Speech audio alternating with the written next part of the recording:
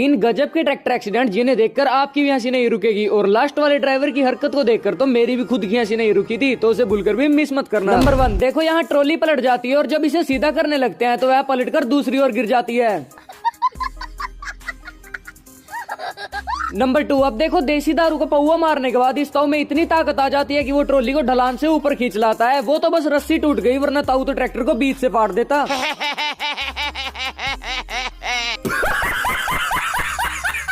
और लास्ट वाली वीडियो देखने से पहले मैंने ट्रैक्टर एक्सीडेंट पर लॉन्ग वीडियो भी बनाई है, जो आपको अपने चैनल पर मिल जाएगी। अब देखो किसी छपरी के हाथ में बाइक के जगह ट्रैक्टर आ जाए तो क्या होगा, उसका लाइव एग्जांपल है आपके